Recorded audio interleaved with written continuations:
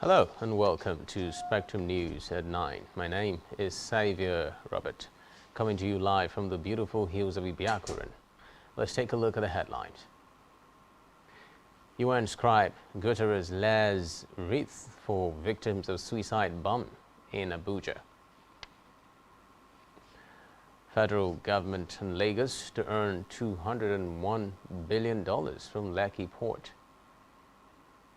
Plus, explosions reported in central Ukrainian city of Dnipro. Details of these stories and more in a moment.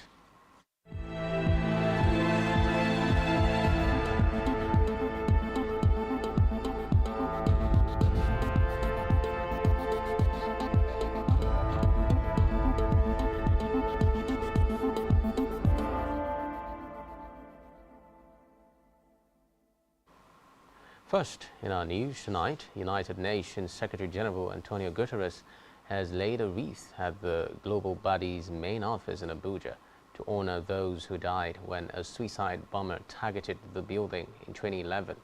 Reports say at least 24 people were killed and dozens of others wounded in the car bomb attack by the Islamist militant group Boko Haram, drawing international outrage and condemnation.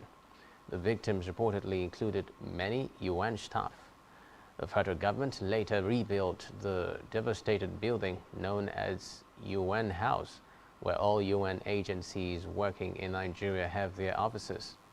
The UN chief held a closed-door meeting with UN staff before meeting President Muhammadu Buhari and other senior government officials at the presidential villa.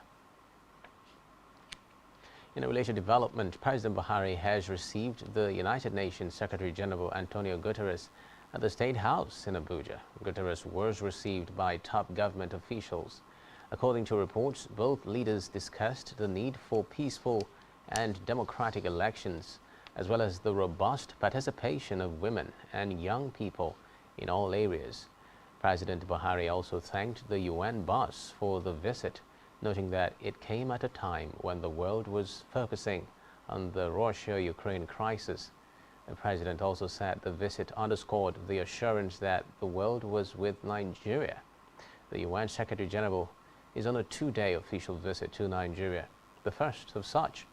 He had arrived in Nigeria yesterday and visited Borno State, where he proposed the reintegration of repentant terrorists as key to restoring peace in the northeast region. In the meantime, President Buhari has urged Catholic bishops to keep on speaking truth to power and extend the message of change to violent non-state actors. He spoke at the opening session of the fourth plenary assembly of the reunion of Episcopal Conferences of West Africa held in Abuja.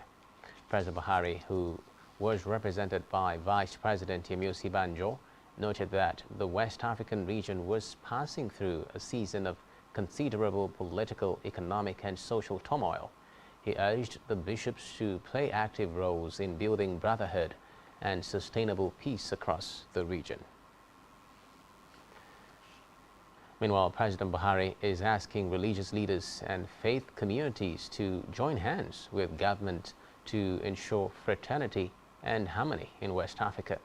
President Buhari made the call at the General Assembly of the reunion of the Episcopal Conference of West Africa held at the ECOWAS Secretariat Abuja, where he was represented by Vice President Yemi Osibanjo. Away from that, Vice President and presidential aspirant on the platform of the All Progressives Congress APC, Yemi Osibanjo, says a better Nigeria is in sight with the collective efforts of Nigerians.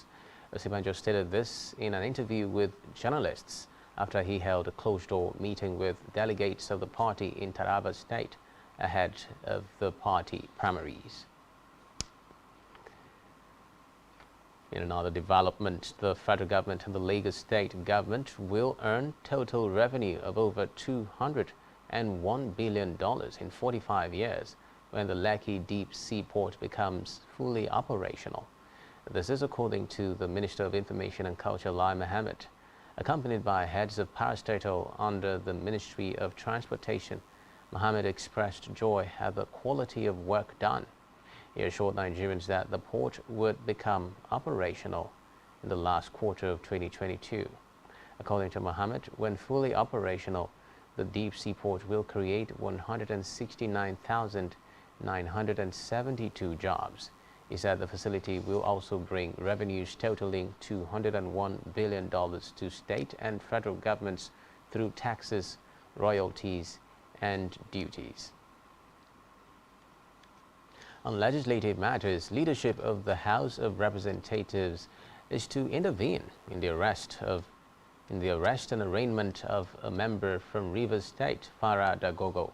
The decision of the House is sequel to a motion raised by Chisom Dike calling for the urgent release of the lawmaker. Farah Dagogo, who is also a governorship aspirant under the platform of the People's Democratic Party (PDP), was arrested on the order of the Rivers State Governor Nyesom Wike on April 28 and arraigned before a magistrate court in Port Harcourt on April 29. The Speaker of the House, Femi Gbajabiamila, expressed concern that the lawmaker was still in police custody, despite the charge against him being bailable. He, however, insisted that the House would not take a position, but rely on the law to take its course. On security, Chief of Air Staff Air Marshal Ishaka Mao has urged the airmen and airwomen to sustain their tempo of operations and continue to fight against insurgents, bandits, and other criminal elements. At the Eid al-Fitr lunch with the personnel of Operation Well Punch and Quick Response Force in Mina, Mao encouraged them to restore peace to all troubled parts of the country. He advised the personnel to maintain professionalism as their efforts and sacrifices were being appreciated. Still on security, the Chief of Army Staff, Lieutenant General Farouk Yahaya, has charged troops of Operation Hadarin Daji serving in the northwest region to eliminate terrorists and all criminal elements in the region. Yahaya gave the charge in Sokoto, where he had lunch with troops in Isa local government as part of Eid al-Fitr celebration. The eastern flank of Sokoto state has reportedly been an epicenter for banditry that has caused the destruction of lives and property. Yahaya also used the opportunity to pay a courtesy call on Sokoto State Governor and the Sultan of Sokoto. Meanwhile, Niger State Joint Security Team has allegedly neutralized about 10 bandits and rescued 14 persons at Kawo, Uregi villages in Rafi local government area of the state.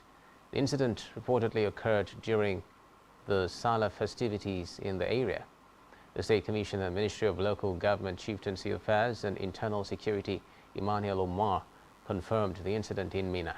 According to Omar, on the receipt of the information, joint security tactical teams responded swiftly and mobilized to the area where the outlaws were engaged. Omar commended the gallant efforts of the security personnel, including the local vigilante members, whom he said had abandoned their families during Salah to stand guard in the forests and provide security for indigents. In politics, the All Progressives Congress APC has extended the deadline for the sales of its nomination and expression of interest forms. The earlier timetable released by the APC showed that the sale of forms would have ended this Friday, but a revised timetable issued in Abuja has now extended the deadline to May 10. National Publicity Secretary of the APC, Felix Morka, announced this in a statement. Morka said Congresses to elect local government area, state and national delegates will now be held from Thursday, May 12 through Saturday, May 14. In the meantime, the All Progressives Congress APC Professional Council has appealed to delegates to ensure the party's primary election processes are free and fair. Director General of the Council, Oluseyi Bamigbade, who addressed newsmen in Lagos, said the delegates were expected to ensure the exercises are carried out in accordance with the APC constitution to avoid rancor. Bamigbade also praised the APC National Chairman Abdullahi Adamu for a well-planned primary election, saying he was confident in the party's leadership to deliver a hitch-free primary election. In Zamfara State, the Independent National Electoral Commission says investigation has commenced on the fire incident which ravaged its office in Kaura Namoda local government area. The incident was said to have occurred with no casualties, while critical materials such as permanent voter cards and registration machine for the ongoing continuous voter registration exercise stored in fireproof cabinets were saved. INEC National Commissioner and Chairman of Information and Voter Education Committee, Festus Okoye, said the resident electoral commissioner for Zamfara State, Professor Saidu Ahmed, had reported that the office was gutted by fire. He said the attention of the Nigeria police had been drawn to the incident, together with the fire service, for investigation to ascertain the cause of the fire. Away from that, the National Association of Nigerian Students and the National Association of Ogun State Students have warned politicians against heating up the polity through unsavory actions ahead of the 2023 general elections. The student bodies gave the warning in a statement jointly signed by their leaders. They appealed to political leaders and their followers to play the political game with decorum, while urging politicians not to see the forthcoming general elections as a do-or-die affair. The groups called on the police and other security agencies to arrest and prosecute any politician or individual found culpable of engaging in acts capable of breaching peace in the state. Still in politics, Ekiti Governor Kayode Fayemi has joined the 2023 presidential race for the ticket of the ruling All Progressives Congress APC. He made the declaration in Abuja in company of his wife, Erelu Fayemi, APC governorship aspirant Biodun Oyebanji, members of the assembly and traditional rulers.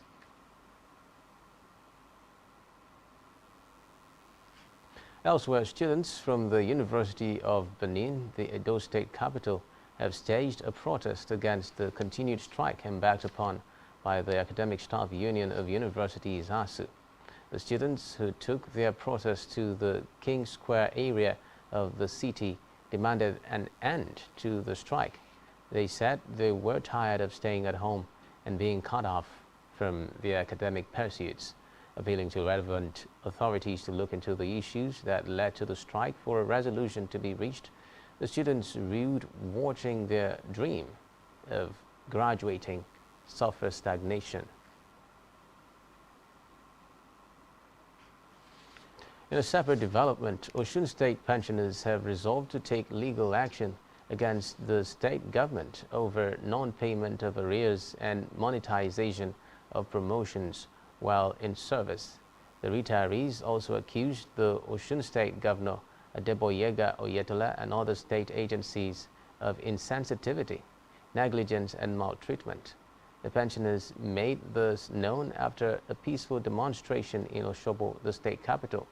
Addressing journalists, Chairman of the Joint Forum of Contributory Pensioners, Wenga Oyadere, urged the governor to apply for a 50 billion naira loan to offset their entitlement, since he had claimed that the state was operating on paucity of funds. To Abia State now, where the government has expressed dismay with the activities of criminal elements engaged in the act of vandalizing street lights and iron rods used for drainage works in Aba. In a press statement by Abia State Governor Okezie Bazo's Chief of Staff, Oke Ahiwe, today the government said such acts were perpetrated by metal scrap dealers, popularly called Akpakara, in the state, with the help of cart pushers. Ahiwe said such action was economic sabotage, warning that he will not watch criminal elements sabotage public infrastructure in the state. He said the government had directed security agencies in the state to strengthen the security of public infrastructure, fish out perpetrators of the crimes, and bring them to book.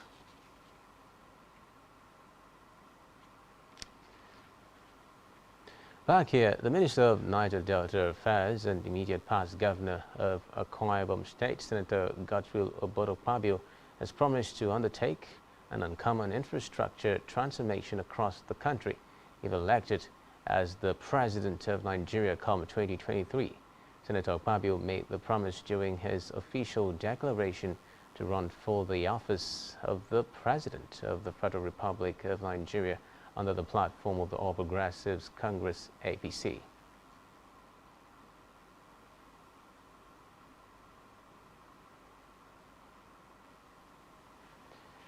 Still to come in the news.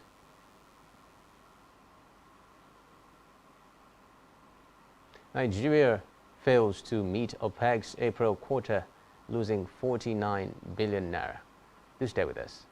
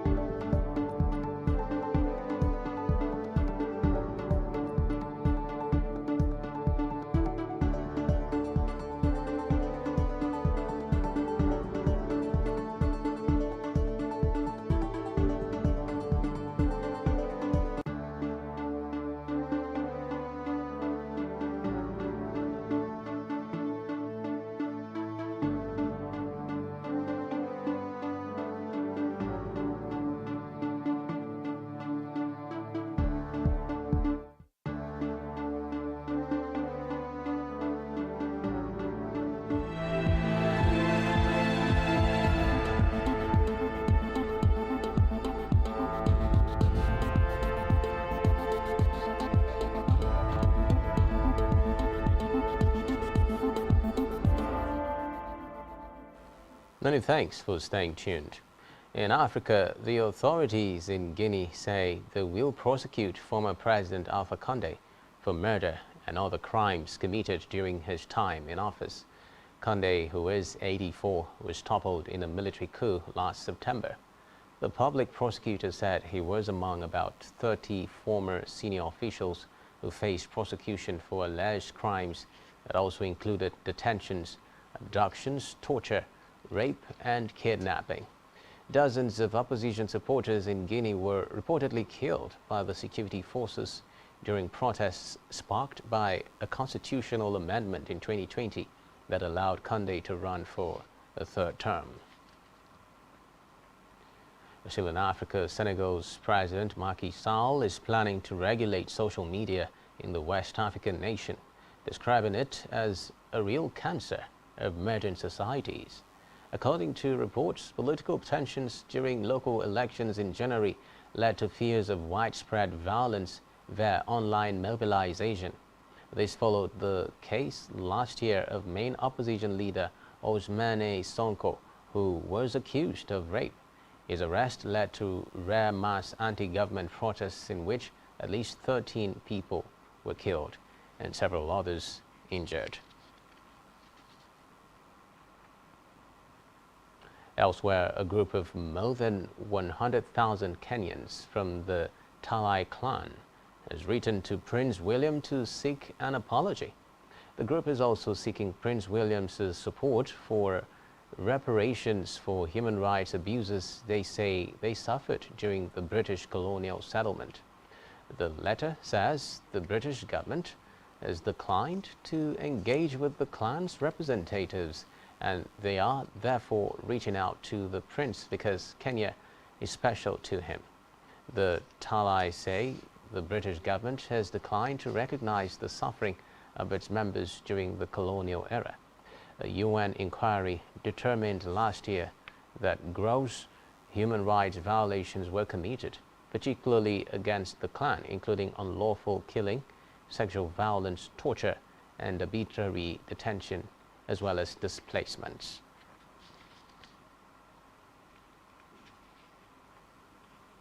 In Somalia, members of the lower and upper houses of parliament have begun selecting lawmakers for a committee that will organize the presidential election. This is set to be another milestone in Somalia's delayed presidential election, which was supposed to be held in February 2021.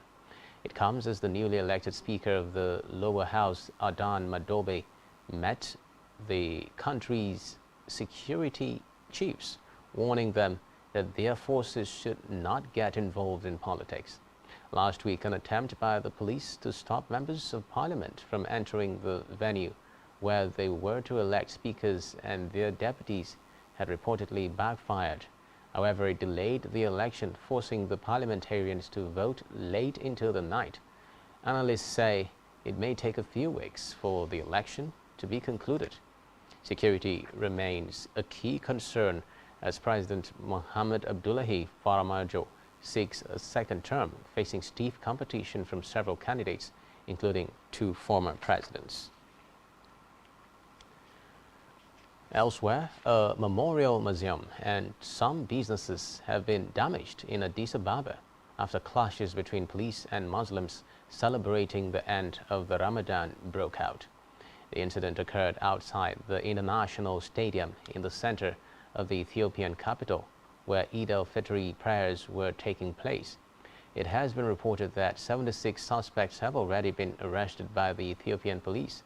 A member of the Ethiopian High Council of Islamic Affairs said a policeman had accidentally fired a round of tear gas, which triggered the confrontation. On the foreign scene, a candidate endorsed by Donald Trump has won the Republican Senate nomination for Ohio in a sign of the former U.S. president's continued influence on his party. Author and venture capitalist J.D. Vance beat 6 other candidates in a race that set a record for the most money, $66 million, ever spent on an Ohio election. Reports say he trailed his more established political opponents for much of the primary campaign, but saw a late surge following Trump's endorsement.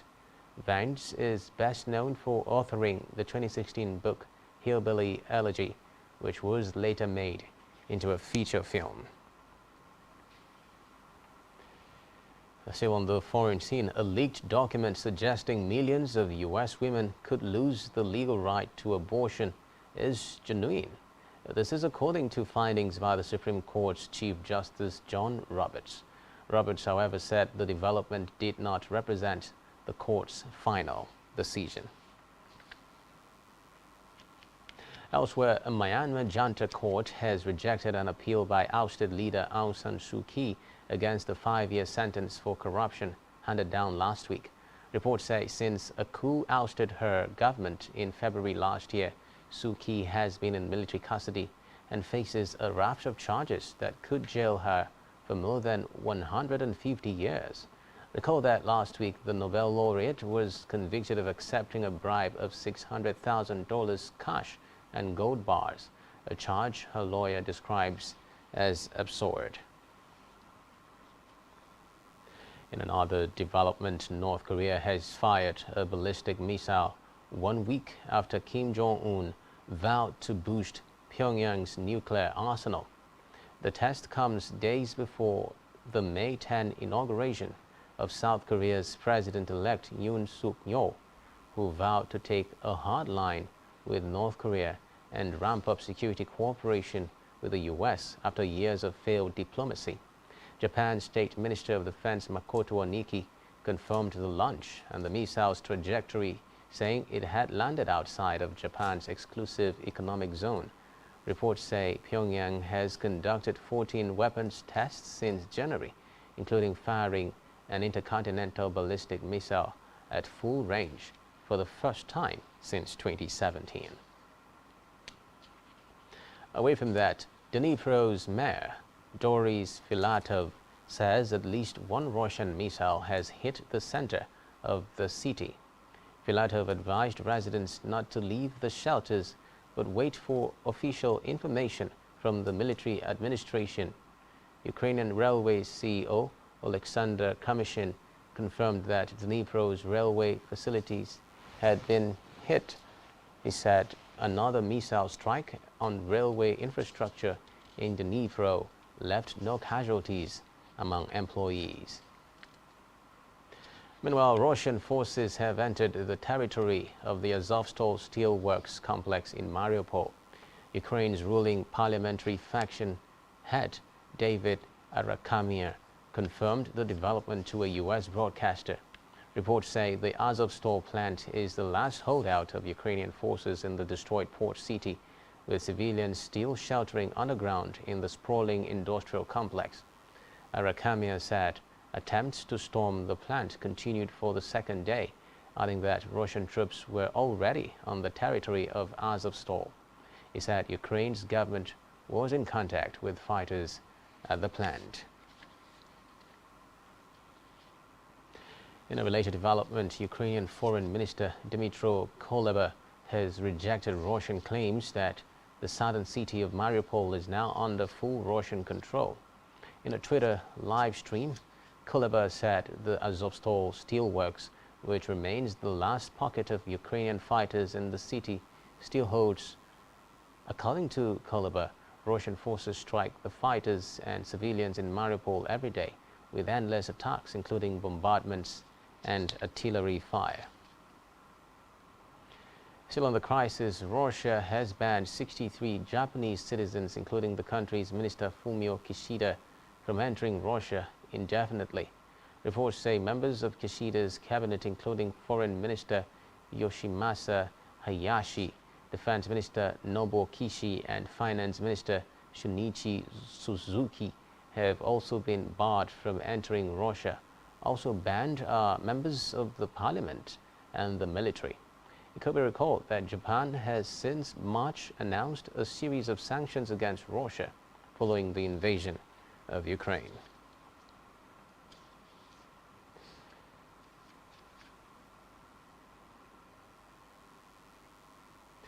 In the meantime, Hungary will veto the EU's proposal to ban imports of Russian oil. The Hungarian Secretary of State for International Communication and Relations, Zoltán Kovács, who made this known, said the proposal was unacceptable and would ruin the Hungarian economy. His comments throw the proposal into doubt, as the plans are to be approved by all 27 of the EU's member states.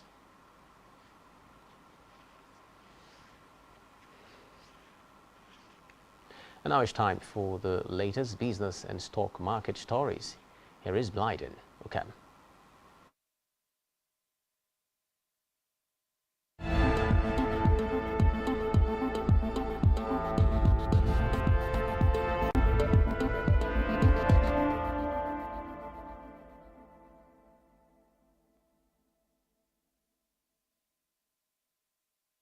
Thank you, Xavier Roberts. Good evening. It is another business day. My name is Blyden Ukem. In the news, we begin with commodities, as corn price hovers near 10-year high. Corn futures traded around $8 per bushel mark, not far from an almost 10-year peak of $8.3 reached in late April, amid lingering concerns about global supplies. Planting delays in parts of U.S. Midwest have supported the market, with just 14% of corn planting completed, lagging average estimates of 16% and well behind 5-year average of 33%. Adding to the bullish tone were persistent shipment disruptions from the Black Sea region on the heels of Russia's invasion of Ukraine. Ukraine's grain exports fell to around 923,000 tons in April from 2.8 million tons in the same month in 2021. The pressure on prices also came from growing concerns from top consumer China amid renewed coronavirus-induced lockdowns. Let's move to Africa, where Malawi's interest rate hikes to 14%. The Reserve Bank of Malawi raised its benchmark policy rate by 200 basis points to 14% in its second meeting of 2022 held on April 29th to contain strong inflationary pressures. The annual inflation rate in Malawi quickened to a near 5-year high of 14.1% in March of 2022, reflecting largely the impact of the rising global energy and food prices. The pressures on inflation are expected to persist, mainly due to spillover effects of the ongoing war in Ukraine, sanctions imposed on Russia, as well as the impact of the unfavorable weather conditions during the 2021-2022 agricultural season. The annual average headline inflation for 2022 is now projected at 12.3% from an earlier forecast of 10.4%. Meanwhile, the bank said that domestic real GDP growth is projected at 4.1% in 2022 from an estimated growth of 3.9% in 2021, being driven by agriculture sector. And in Nigeria fails to meet April quarter and loses 49 billion naira, according to OPEC report. For the fourth time this year, Nigeria has failed to meet the oil production quota allocated to member countries by the Organization of Petroleum Exporting Countries, OPEC, in April. According to OPEC reports, Nigeria produced 1.39 million barrels per day as against the expected 1.735 million barrels per day. This implies that the country's oil production plunged by 40,000 barrels per day, translating to 1.2 million barrels per day in April. According to market data, Brent crude oil prices, the benchmark for Nigeria's oil, closed on average in April at $101 per barrel, and the 1.2 million barrels per day shortfalls has cost a total of $121.2 million, an equivalent of 49.9 billion naira oil revenue lost. OPEC, however, revealed that Nigeria was not the only country that could not meet its expectation in terms of oil production plan for April. 10 member countries are pumping far less than the agreed quota allocated to them. Still in Nigeria, according to Nigeria's minimum wage, workers are struggling as cost of living outstrips income. Food inflation in Nigeria increased by 15% during the 11 months from April 2021 to March 2022, according to pressure on the cost of living for salary earners whose income have not risen for close to 3 years. The alarming situation is that 30,000 naira, which is an equivalent of $72 as minimum wage, is insufficient to meet the value of basic foodstuffs for a healthy living of an adult in a month, let alone an entire family. In January of 2022, the price of essential foodstuff requirement for one adult stood at 40,980 naira, which is about $98, and it's 35 or 37% higher than the minimum wage.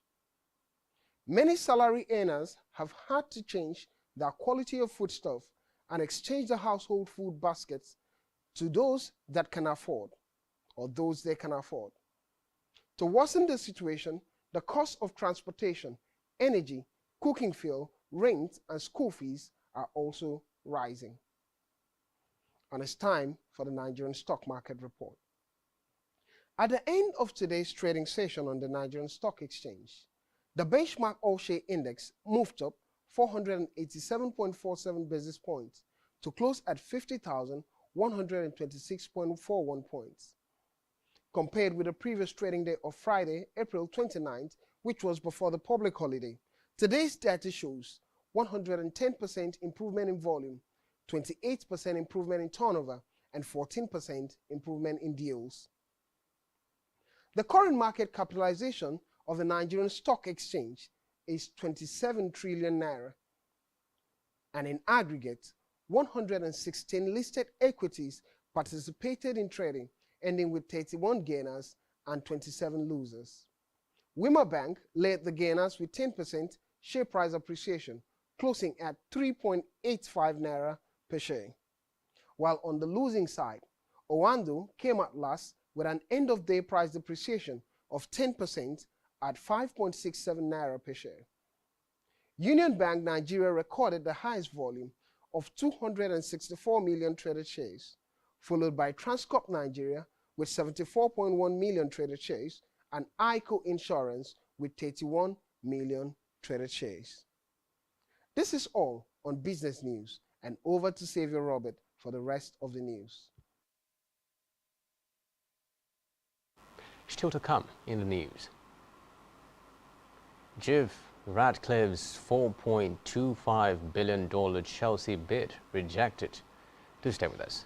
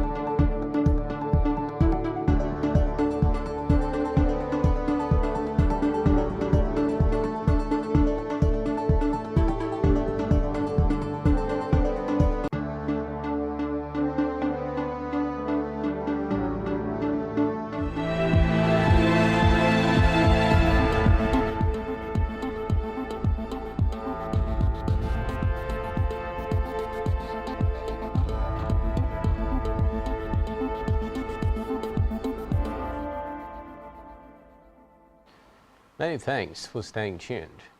In health, a public health physician, Professor Tanimola Akonde, has appealed to the 3 levels of government to increase the number of environmental health inspectors to reduce the spread of Lassa fever disease. The former president, Association of Public Health Physicians, made the plea in an interview with newsmen in Lagos. According to him, the incidence of Lassa fever in most states is worrisome and requires concerted efforts to reduce the burden of the disease. Akonde attributed the challenge of inadequate health officials to a lull in government's recruitment, noting that environmental health officials were few for the country's population.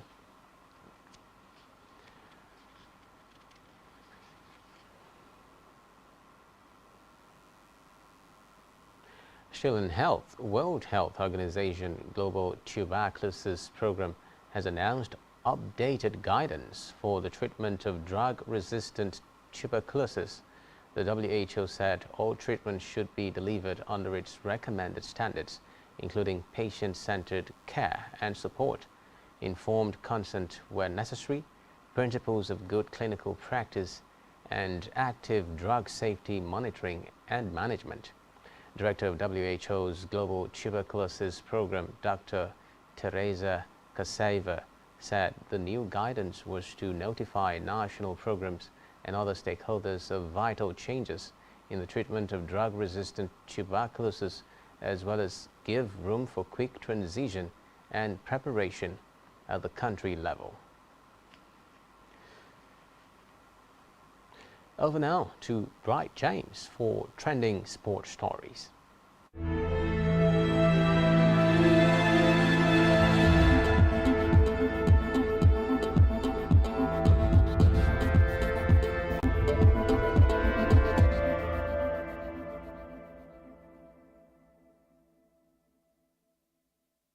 Thank you, Xavier Roberts. Good evening and welcome to the Sports Desk. I am Bright James. We'll begin with tennis, where a new Mutua Madrid Open champion is guaranteed after the last top 10 player in the draw. 8-seed Ons Jabeur defeated the only pass winner Simona Halep 6-3, 6-2 in the quarterfinals. The victory puts Jabeur into a second WTA 1000 semi-final following Indian Wells 2021 and a second semi-final now past 3 tournaments after reaching the Charleston final a month ago. Not only will the new Madrid winner be crowned in Saturday's final, but a brand new WTA 1000 champion. Jabeur will face either Katerina Alexandrova or Amanda Anisimova in the last 4. Now to the men's draw, where reigning Madrid Open champion Alexander Zverev began his Saturday defense with a tough 3-set win against Baron Cilic at the Manola Santana Stadium. The German made a slow start in his second round meeting, but found his range as the match went on. He fired 11 aces and hit his heavy ground strokes with more authority in the second and third sets to maintain his strong record against the Croatian, advancing 4-6, 6-4, 6-4. The second seed will aim to make it 17 when he takes on American Sebastian Corda or next-gen to be Italian Lorenzo Musetti in the third round. Now to football stories, where South Africa striker Santi Mina has been sentenced 4 years in prison after being found guilty of sexual abuse.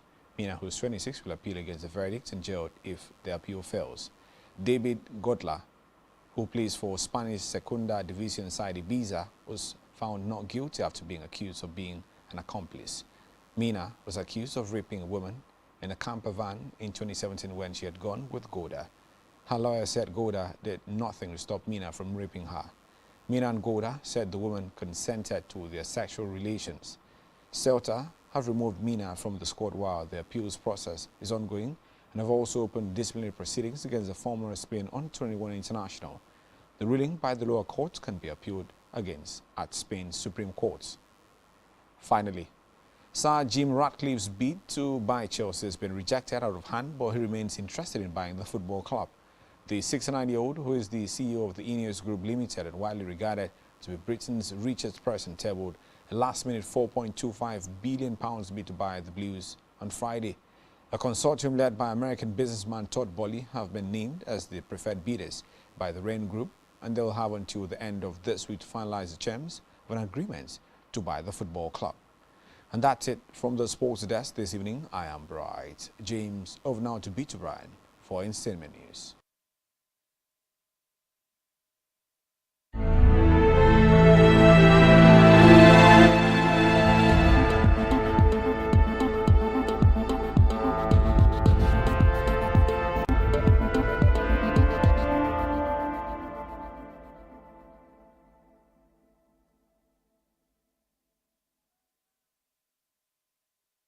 Thanks, Bright James. Hello and welcome to the Entertainment Desk. I am Beto Bryan.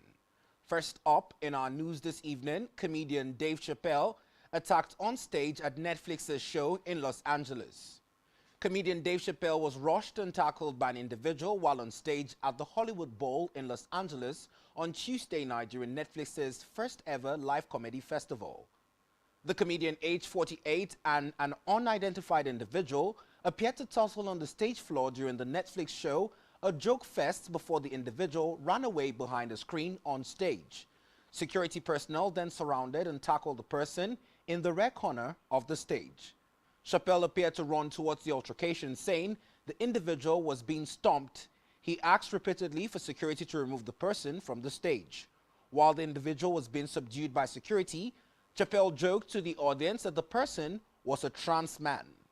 The comedian has been criticized for his remarks about transgender community and the LGBTQ, and there was a backlash last year against his hour-long Netflix special, The Closer, during which he said that gender is a fact.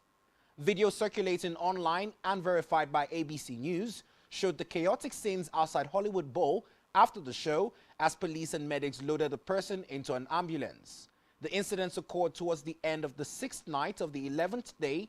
Netflix is a Joke Fest, which runs until May 8 and features more than 130 performers at various venues across Los Angeles. Comedian Chris Rock was also there, who also visited the stage shortly to ask if the person who assaulted the comedian was actor Will Smith in a joke. And moving on to our next story, Drake has signed a multifaceted deal with Universal Music Group that is reportedly valued at £320 million. UMG's chairman and CEO, Lucian Garange, confirmed the news during the label's Q1 earnings call, revealing that the 35-year-old rapper's deal includes recordings, publishing, merchandise, and visual media projects. Drake remains one of UMG's most bankable stars. His music reportedly brings in $50 million annually for the company.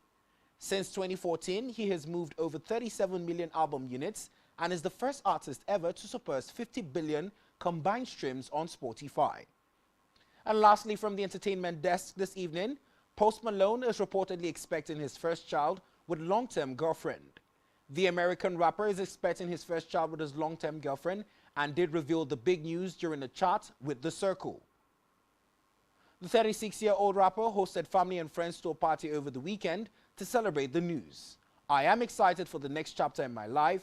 I am the happiest I have ever been, and since I could remember, I was sad," he told the publication. He said it was time for him to take care of his buddy, family, and friends and spread much love as he can every day. According to sources close to the rapper, a party was held with close family and friends over the weekend to celebrate this big news. In a recent chat with the Billboard, the rapper revealed why he decided to move away from hustle and bustle of the Los Angeles scenes to the Salt Lake City as one of the reasons to attend to his family. And that's our package from the entertainment desk this evening. I am Beto Bryan, thanking you for watching. Now over to Xavier Roberts. Many thanks, Beto. But that's all we have for you at this time. Do ensure to follow us on social media and subscribe to our YouTube channel, all of which you can find on our website, SpectrumTv.ng. You have been watching Spectrum News at 9. My name is Xavier Robert.